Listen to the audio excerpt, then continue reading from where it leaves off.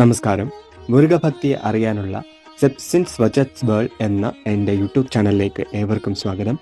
ഇന്ന് ഞാൻ പരിചയപ്പെടുത്താൻ പോകുന്നത് വൈകാശി വിശാഖം എന്ന മഹാ ഉത്സവത്തെ പറ്റിയാണ്. മുരുകൻ ശിവഭഗവാന്റെ തിരുനെറ്റിയിൽ നിന്നും അവതാരം കൊണ്ട നാളാണ് വൈകാശി വിശാഖം. തമിഴ് മാസമായ വൈകാശിയിലെ വിശാഖം നക്ഷത്രത്തിലാണ് ഈ ഉത്സവം കൊണ്ടാടുന്നത്. തമിഴ്നാട്ടിലാണ് ഏറ്റവും കൂടുതൽ ആളുകൾ വൈകാശി വിശാഖം കൊണ്ടാടുന്നത്. ഈ വർഷത്തെ വൈകാശി വിശാഖം വരുന്നത് 2025 ജൂൺ 9 നമ്മൾ കേരളത്തിൽ തൈപ്പൂയം കൊണ്ടാടുന്ന അതേ രീതിയിലാണ് തമിഴ്നാട്ടിലും വൈകാശി വിശാഖം കൊണ്ടാടുന്നത്. അതേ ദിവസം ഭക്തർ 41 ദിവസം, 21 ദിവസം, 11 ദിവസമൊക്കെ വ്രതം ഇരുന്നിട്ടാണ് മുരുകനെ വഴിപെടുന്നത്. ഓരോ മാസവും പ്രത്യക്ഷമാകുന്ന നക്ഷത്രങ്ങളിലെ 11ാമത്തെ നക്ഷത്രമാണ് വിശാഖം നക്ഷത്രം. വീടുകളിൽ മുരുകഭഗവാന്റെ ഫോട്ടോയും വിഗ്രഹങ്ങളും വെച്ച് വഴിപെടുന്നവർ, പ്രധാനമായും വിഗ്രഹങ്ങളും വേലും വെച്ച് വഴിപെടുന്നവർ എന്നീ ദിവസം അഭിഷേകാരാധനകൾ തീർച്ചയായും ചെയ്യേണ്ടതാണ്. മുരുകന്റെ ശിലയ്ക്ക് കൊടുക്കുന്ന അതേ പ്രാധാന്യം തന്നെയാണ് മുരുകന്റെ വേലിനും കൊടുക്കേണ്ടത്. മുരുകൻ വേറെ, വേൽ വേറെ, അങ്ങനെ താരതമ്യപ്പെടുത്തി കാണരുത്. ഇനി ഞങ്ങൾക്ക് വീട്ടിൽ വിഗ്രഹങ്ങളൊന്നുമില്ല, വേലില്ല, ഫോട്ടോ മാത്രമേ ഉള്ളൂ എന്നുണ്ടെങ്കിൽ തന്നെ ആ ഫോട്ടോ വൃത്തിയായിട്ട് തുടച്ച് അതിൻ്റെ ചുറ്റിനും മഞ്ഞൾ കുങ്കുമം വെച്ച് പൂക്കൾ കൊണ്ട് അലങ്കാരം ചെയ്ത് നമ്മുടെ വീട്ടിൽ പൂജയ്ക്കായി എടുക്കാൻ പറ്റുന്ന ഏത് പൂവാണോ ഉള്ളത് ആ പൂക്കൾ വെച്ച് ചെറിയൊരു മാല കെട്ടിയോ അതല്ലെങ്കിൽ പൂക്കൾ വെച്ചോ അലങ്കാരം ചെയ്ത് നമുക്ക് മുരുകഭഗവാന് പൂജ ചെയ്യാവുന്നതാണ്. സാധാരണ രീതിയിൽ ഇങ്ങനെയൊക്കെയാണ് നമ്മൾ പൂജ ചെയ്യുന്നത്. ഇനി ഈ പറഞ്ഞ വിഗ്രഹങ്ങളും വേലും ഒക്കെ വെച്ച് വഴിപെടുന്നവർ ഞാൻ ഈ പറയുന്ന രീതിയിൽ അഭിഷേക ആരാധനകൾ തീർച്ചയായിട്ടും ചെയ്തേ പറ്റും. വീടുകളിൽ വേൽ വെച്ച് വഴിപെടുന്നവർ, അതായത് വീടുകളിൽ വേൽ വെച്ച് പൂജിക്കുന്നവർ ആഴ്ചയിൽ ഒരിക്കലെങ്കിലും ഈ വേലിന് അഭിഷേകം ചെയ്യണം. അങ്ങനെ അഭിഷേകം ചെയ്യാൻ സാധിക്കാത്തവർ വേൽ വീട്ടിൽ വെച്ച് വഴിപ്പെടാൻ പാടില്ല എന്ന് തന്നെയാണ് ശാസ്ത്രങ്ങൾ പറയുന്നത്. നമ്മൾ ഏതെങ്കിലും ഒരു ദേവന്റെ ആയുധത്തെ വെച്ച് പൂജിക്കുന്നുണ്ടെങ്കിൽ അതിന് ഒരേ ഒരു ആയുധം മാത്രമേ ശാസ്ത്രങ്ങൾ നമുക്ക് അനുവദിച്ചു തന്നിട്ടുള്ളൂ. അത് മുരുകന്റെ വേലായുധമായ വേലിനെയാണ്. ഈ വേൽ വീട്ടിൽ വെച്ച് വഴിപ്പെടുന്നത് വളരെ നല്ലതാണ്. അഭിഷേകാരാധനകൾ നടത്തുന്ന ഓരോ പൊരുൾകളും വളരെ ശുദ്ധമുള്ളതായിരിക്കണം. പ്രത്യേകിച്ച് പാൽ, തിളപ്പിച്ച പാൽ ഒരിക്കലും അഭിഷേകം ചെയ്യാൻ ഉപയോഗിക്കരുത്. അഭിഷേകം ചെയ്ത പാൽ ഒരു കാരണവശാലും തിളപ്പിക്കാനും പാടില്ല. ശുദ്ധമായ പാൽ വേണം അഭിഷേകത്തിനായിട്ട് ഉപയോഗിക്കാൻ. പൂജകൾക്ക് അനുയോജ്യമായ ഒരു വൃത്തിയുള്ള തട്ടം എടുത്തിട്ട് അതിൻ്റെ മുകളിൽ വിഗ്രഹവും വേലും വെക്കുക. ശേഷം പാലഭിഷേകം ചെയ്യുക. പാലഭിഷേകത്തിന് ശേഷം ഈ പാൽ മാറ്റി വെക്കാവുന്നതാണ്. പാലഭിഷേകത്തിന് ശേഷം ഞാനിവിടെ ചെയ്യുന്നത് ലഘുവായി ഞാൻ തയ്യാറാക്കിയ പഞ്ചാമൃത അഭിഷേകമാണ്. അതിനുശേഷം തേൻ കൊണ്ടാണ് അഭിഷേകം ചെയ്യുന്നത്. ഓരോ അഭിഷേകം ചെയ്യുന്ന പൊരുൾകൾക്കും ഓരോ പ്രത്യേകതകളുണ്ട്. അതിനെപ്പറ്റി ഞാൻ അടുത്തൊരു വീഡിയോയിൽ പറയുന്നതായിരിക്കും. അഭിഷേക ആരാധനകൾക്ക് വളരെയേറെ ശക്തിയേറിയ ഒന്നാണ്. അതിനുശേഷം തൈര് കൊണ്ടാണ് അഭിഷേകം ചെയ്യുന്നത്. മുരുക ഭഗവാന് പഞ്ചഗവ്യം ചെയ്യുന്നത് കണ്ടിട്ടില്ലേ? അതിലുപയോഗിക്കുന്ന അതേ പൊരുൾകൾ തന്നെയാണ് ഞാനിവിടെ അഭിഷേകം ചെയ്യാനും എടുത്തിരിക്കുന്നത്. ശേഷം മഞ്ഞൾ കൊണ്ട് അഭിഷേകം. മഞ്ഞൾ വളരെ പവിത്രമായ ഒന്നാണ്, അതുകൊണ്ട് തന്നെയാണ് ഞാൻ മഞ്ഞൾ കൊണ്ട് അഭിഷേകം ചെയ്തത്. ശേഷം കുങ്കുമം കൊണ്ടുള്ള അഭിഷേകം. മുരുകൻ ചൊവ്വാഗ്രഹത്തിന്റെ അധിപനായതുകൊണ്ട് തന്നെ ചുവന്ന ഗ്രഹമായ ചൊവ്വയ്ക്ക് സമാനമായ രൗദ്രത്തിന്റെ പ്രതീകാത്മകമായ കുങ്കുമം കൊണ്ട് അഭിഷേകം ചെയ്യുന്നു. ശേഷം പനിനീരും പൂവും കൊണ്ട് അഭിഷേകം ചെയ്യുന്നു. ഇതാണ് അഭിഷേകാരാധനയുടെ മുറ. വേലിന് അഭിഷേകാരാധനകൾ നടത്തണം എന്ന് പറയുന്നത് പോലെ തന്നെയാണ് വീട്ടിൽ ശിവലിംഗം വെച്ച് പൂജിക്കുന്നവർ തീർച്ചയായിട്ടും ശിവലിംഗത്തിന് അഭിഷേകം നടത്തണം. അതുകൊണ്ട് ഇന്നത്തെ ദിവസം വൈകാശി വിശാഖം ആയതുകൊണ്ട് തന്നെ ശിവഭഗവാന് പാൽ കൊണ്ടാണ് ഞാൻ അഭിഷേകം ചെയ്യുന്നത്. പാലിന് ശേഷം പനിനീർ കൊണ്ട് അഭിഷേകം ചെയ്യുന്നു. ശിവലിംഗത്തിന് അഭിഷേകം ചെയ്യാൻ ഇനി പാലില്ല എന്നുണ്ടെങ്കിൽ ശുദ്ധമായ വെള്ളം കൊണ്ട് അഭിഷേകം ചെയ്താൽ മതി. അതിനുശേഷം ഒരു കൂവളത്തിൻ്റെ ഇലയും നമ്മുടെ കയ്യിലുള്ള പൂക്കൾ വെച്ചാൽ തന്നെ ശിവലിംഗത്തിൻ്റെ പൂജ കഴിഞ്ഞു. ഞാൻ മനസ്സിലാക്കിയതിൽ വെച്ച് ഏറ്റവും ലളിതമായ അഭിഷേകാരാധന നടത്തുന്ന ഒന്നാണ് ശിവലിംഗത്തിന്.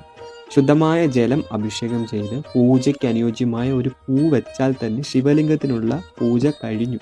പൂജ ചെയ്യുന്ന ആളുടെ മനോഭാവവും അയാളുടെ മനസ്സിൻ്റെ പരിശുദ്ധിയും മാത്രമാണ് പിന്നീട് ഭക്തി നിർഭരമായ ആ ഒരു നിമിഷത്തിന് അവിടെ ആവശ്യമായിട്ടുള്ളത്.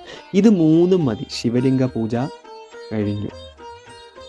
ഇനി ഫോട്ടോയാണ് ഉള്ളതെന്നുണ്ടെങ്കിൽ ഞാൻ നേരത്തെ പറഞ്ഞതുപോലെ നിങ്ങൾ ഫോട്ടോയ്ക്ക് ചുറ്റും മഞ്ഞൾ കുങ്കുമം വെച്ച് പൂക്കൾ കൊണ്ട് അലങ്കാരം ചെയ്ത് വിളക്ക് കത്തിച്ച് സാമ്പ്രാണി ഇട്ട് പൂജ ചെയ്താൽ മതി.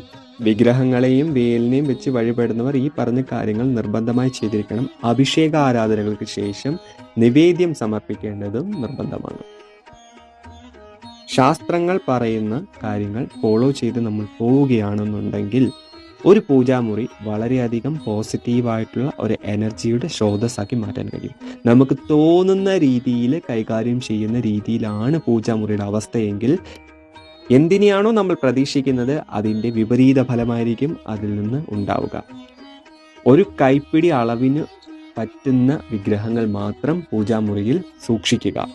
ഇനി അതിനേക്കാൾ മുകളിലുള്ള വിഗ്രഹങ്ങളാണ് നമുക്ക് താല്പര്യമെങ്കിൽ വെക്കാം, പൂജ ചെയ്യാൻ പ്രശ്നമില്ല. പക്ഷെ അത് മെയിൻറ്റെയിൻ ചെയ്യാനും കൂടെ സാധിക്കും എന്നുണ്ടെങ്കിൽ മാത്രം വലിയ വലിയ വിഗ്രഹങ്ങൾ പൂജാമുറിയിൽ വെക്കുക.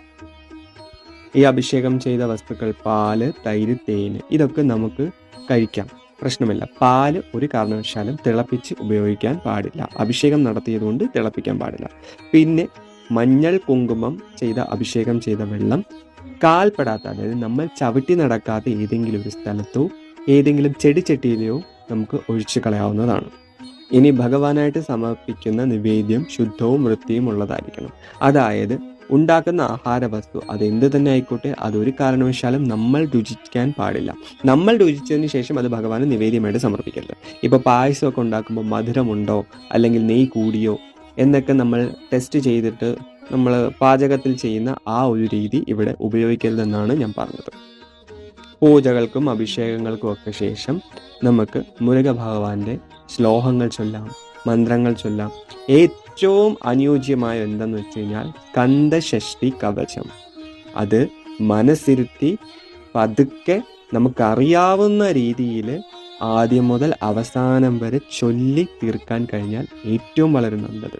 നമ്മൾ എന്താണോ മനസ്സിൽ വിചാരിക്കുന്നത് അത് നടക്കണമേ, അതിനുള്ള തടസ്സങ്ങൾ മാറ്റിത്തരണമേ എന്ന് പറഞ്ഞ് ഭഗവാന്റെ മുൻപിൽ എല്ലാം മറന്ന്, എല്ലാ സങ്കടങ്ങളും വിഷമങ്ങളും മറന്ന് നമുക്ക് ചൊല്ലാവുന്ന ഒന്നാണ് സ്കന്ദഷഷ്ടി കവചം.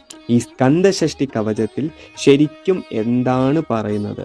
ഇതിനെ വെറും ഒരു തമിഴിൽ രചിക്കപ്പെട്ട പാട്ടായിട്ട് കാണാതെ ശക്തി സ്രോതസ്സുള്ള, ഞാൻ മനസ്സിലാക്കിയിടത്തോളം പവർഫുൾ ആയിട്ടുള്ള ഒരു മന്ത്രമാണ് സ്കന്ദഷഷ്ടി കവചം. അതിൽ പറയുന്നതിൻ്റെ ശരിക്കുള്ള അർത്ഥം മനസ്സിലാക്കിയ ഒരാൾക്ക് അത് പറയുമ്പോൾ മനസ്സിലാകും. ഒരു മനുഷ്യനെ പറ്റി എല്ലാ കാര്യങ്ങളും, അവൻ്റെ അവയവങ്ങളെക്കുറിച്ചും അവൻ്റെ അസ്വസ്ഥതകളെക്കുറിച്ചും അവനുണ്ടാകുന്ന അസുഖങ്ങളെക്കുറിച്ചും അവനെ ചുറ്റിപ്പറ്റി നിൽക്കുന്ന ആളുകളെ പറ്റിയും നമ്മൾക്കുണ്ടാകുന്ന ഹീനപ്രവർത്തികളെ പറ്റിയും അതിൽ നിന്നുള്ള സൊല്യൂഷനെ പറ്റിയും ഈ സ്കന്ദഷഷ്ടി കവചത്തിൽ വ്യക്തമായി പറയുന്നുണ്ട്. എനിക്ക് പറയാനുള്ളത്, ഒരു മുരുക ഭക്തൻ അല്ലെങ്കിൽ ഒരു ഭക്ത തീർച്ചയായിട്ടും ഭഗവാന്റെ സ്കന്ദഷഷ്ടി കവചം എന്താണെന്ന് അറിഞ്ഞിരിക്കണം. ആ ഒരു അറിവുള്ള ഒരാൾക്ക് മറ്റുള്ള കാര്യങ്ങൾ അറിയാൻ വളരെ എളുപ്പമാണ്. ഇന്നത്തെ ദിവസം തീർച്ചയായിട്ടും നിങ്ങൾ സ്കന്ദഷഷ്ടി കവചം ചൊല്ലുക. ചൊല്ലാൻ സാധിക്കാത്തവർ പാട്ടായിട്ടെങ്കിലും അത് പ്ലേ ചെയ്ത് കേൾക്കണം. ഇത് പാട്ടായിട്ട് കേൾക്കുന്നതുകൊണ്ട് എന്താ പ്രയോജനം എന്ന് എല്ലാവർക്കും തോന്നാം. ആ പാട്ടിൽ നിന്ന് വരുന്ന ശബ്ദ തരംഗങ്ങൾ, മന്ത്രശക്തിയുള്ള മന്ത്രത്തിൻ്റെ വൈബ്രേഷനുകൾ, ആ പാട്ടിലെ വരികൾ ആഗിരണം ചെയ്ത് നമ്മുടെ വീട്ടിലും പൂജാമുറിയിലും നമ്മൾ നിൽക്കുന്നയിടത്തും ഈ ശബ്ദ തരംഗങ്ങൾ കൊണ്ട് നിറയുകയാണ് ചെയ്യുന്നത്. അപ്പോൾ നമ്മുടെ പൂജാമുറിയിലെ അല്ലെങ്കിൽ നമ്മൾ നിൽക്കുന്നിടത്ത് ദൈവീക ശ്ലോകങ്ങളാൽ ഒരു രക്ഷാകവചം സൃഷ്ടിക്കപ്പെടുത്തുന്നു. ആ ഇലക്ട്രോണിക് ഉപകരണത്തിൽ നിന്ന് വരുന്ന ശബ്ദ തരംഗങ്ങൾ തന്നെയാണ് അതിന് കാരണം. ഓരോ അക്ഷരങ്ങൾക്കും ഓരോ മന്ത്രങ്ങൾക്കും ഓരോ ധ്വനിയുണ്ട്. ആ ധ്വനി നമ്മൾ പറഞ്ഞതായിക്കോട്ടെ, ഒരു ഇലക്ട്രിക് സിസ്റ്റത്തിൽ നിന്ന് വരുന്നതായിക്കോട്ടെ, ആ ധ്വനിയുടെ വൈബ്രേഷൻ അവിടെ തീർച്ചയായിട്ടും ഉണ്ടാവുന്നതാണ്. കഴിയുമെങ്കിൽ എല്ലാ ദിവസവും സ്കന്ദഷഷ്ടി കവചം ഫോണിലോ TV-യിലോ ഒന്ന് കേൾക്കാൻ ശ്രമിക്കുക. അന്നത്തെ ദിവസം എന്തുകൊണ്ടും നിങ്ങൾക്ക് ശുഭമായിരിക്കും. ഈ വീഡിയോ കാണുന്ന എല്ലാ മുരുകഭക്തർക്കും വൈകാശി വിശാഖത്തിൻ്റെ എല്ലാവിധ ആശംസകളും നേരുന്നു. എല്ലാവർക്കും മുരുക ഭഗവാൻ ജീവിതത്തിൽ തുണയാകട്ടെ. പ്രതിസന്ധികൾ അനുഭവിക്കുന്ന ഏവരും മുരുകനെ ധൈര്യമായിട്ട് കൂട്ടുപിടിച്ചോളൂ. നിങ്ങൾക്കുള്ള വഴി ഭഗവാൻ കാണിച്ചു തരുന്നതായിരിക്കും. അടുത്തൊരു വീഡിയോയിൽ ഭഗവാനെ സംബന്ധിക്കുന്ന മറ്റൊരു വിഷയവുമായി ഞാൻ വരുന്നതായിരിക്കും. ഈ വീഡിയോ ഇഷ്ടപ്പെട്ടാൽ ലൈക്ക് ചെയ്യുക, ഷെയർ ചെയ്യുക, എൻ്റെ ചാനൽ സബ്സ്ക്രൈബ് ചെയ്യുക. മുരുക ഭഗവാന്റെ വിശേഷാൽ ദിവസങ്ങൾ, വിശേഷാൽ പൂജകൾ, പൂജാവിധികൾ, വ്രതങ്ങൾ, ധ്യാന ശ്ലോകങ്ങൾ, മന്ത്രങ്ങൾ, മുരുക പുരാണ തത്വങ്ങൾ എന്നിവയറിയാൻ മുരുക ഭക്തിയിൽ താല്പര്യമുള്ളവർക്ക് എൻ്റെ യൂട്യൂബ് ചാനലും ഇൻസ്റ്റാഗ്രാം പേജും ഫോളോ ചെയ്യാവുന്നതാണ്. ഡിസ്ക്രിപ്ഷനിൽ ഞാൻ ലിങ്കുകൾ കൊടുത്തിട്ടുണ്ട്.